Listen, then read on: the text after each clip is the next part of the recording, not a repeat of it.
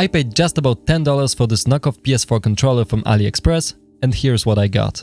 Note that this isn't really a full review of this magnificent piece of technology. It's just a silly video on a silly little device. On that note, let's continue. However, before we get to the unboxing, I think we should first take a quick glance at the AliExpress listing itself. The very first thing we can notice here is the sub $10 price tag, which here is caused mainly by me using the private mode in my browser to view the page and AliExpress displaying a welcome discount for new users. Anyway, the listing, as the AliExpress tradition dictates, contains every single possible keyword connected with the original PS4 controller, so it's nearly impossible to tell which one of these features will truly work on the actual device. An interesting thing is that on almost all of the photos in the product page, the controller doesn't feature any symbols on top of the 4 right-hand buttons, which, as you will see in a while, turns out to be a little bit different on the actual product. What I'm really interested in here is getting a neat backup controller to use with my PC, and if I'm honest, I prefer the shape and overall feel of the PS4 controller over the newer PS5 design. According to the listing, I shouldn't have any problems with connecting the controller wirelessly to my PC and my Android smartphone using Bluetooth, so for that price, I'm kind of already sold.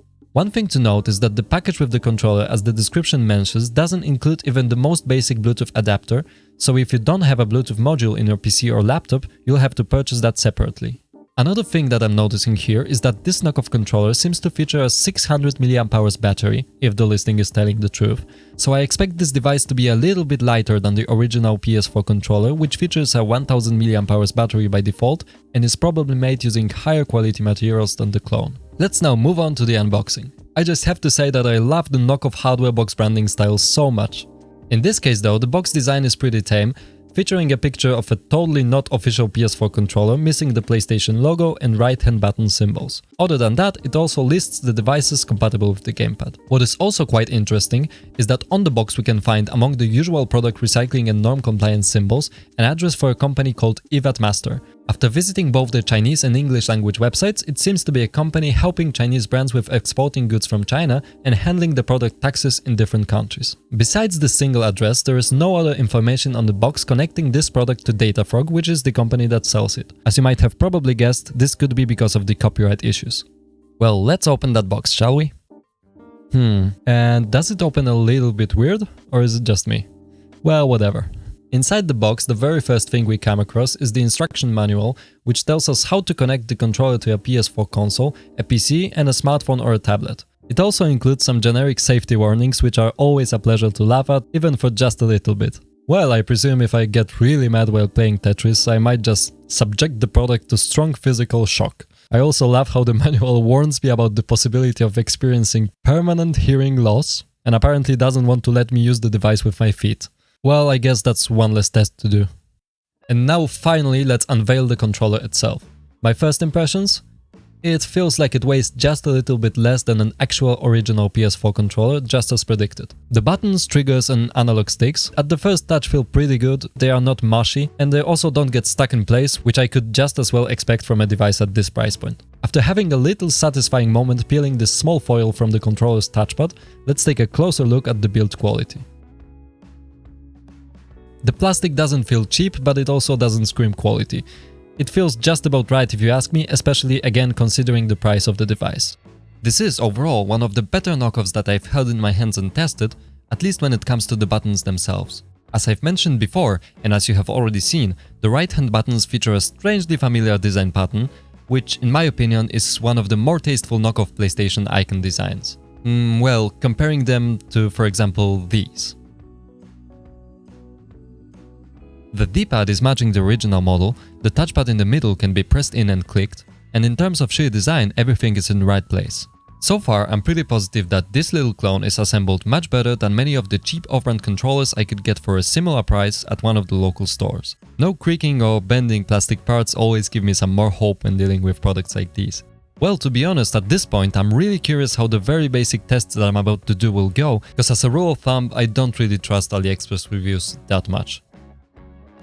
So let's explore some more. The back of the controller reveals its model number and really nothing else. There is also the external port and the headphone jack on the bottom of the device, as well as a built-in speaker. Unfortunately, I don't have appropriate hardware to test them, so sadly I wasn't able to confirm whether they work or not. The triggers put up reasonable resistance and don't wobble around in place much. The micro USB port is just where you would expect it to be, and so is the light, which we're gonna talk about in a very short while. In the box you can also find a small micro USB cable, which you can use both for charging the device and connecting it to your PC or PS4, although it is most certainly too short to use it for any wired gameplay. Overall, the controller doesn't really feel like one of the very cheap knockoffs, however it would still be pretty easy for me to tell between the clone and the original even with my eyes closed, which shouldn't really be a surprise. Let's move on to some quick testing. After pressing the home button on the pad, the controller and its built-in light come to life. At the first glance everything looks just fine, so let's connect it to a PC. You can do this by pressing the home button and the share button together for a few seconds and then pairing it with your computer just like with your regular PS4 controller. Connecting the gamepad wirelessly to a PS4 requires you to first register the device by connecting it to the console using the supplied micro USB cable. For the first test I proceeded to start up the worst possible game to test the gamepad with, but a game very close to my heart, and that is Disco Elysium. I bet some fighting games like Tekken would be much better here, but to be honest I don't really play them that much. In summary, my experience was a lot better than I anticipated. The gamepad registers button presses just right, and after connecting it to the PC works without any surprises. All the controls seem to be working in order, however to confirm that, let's quickly jump to the software that can give us some more information on that.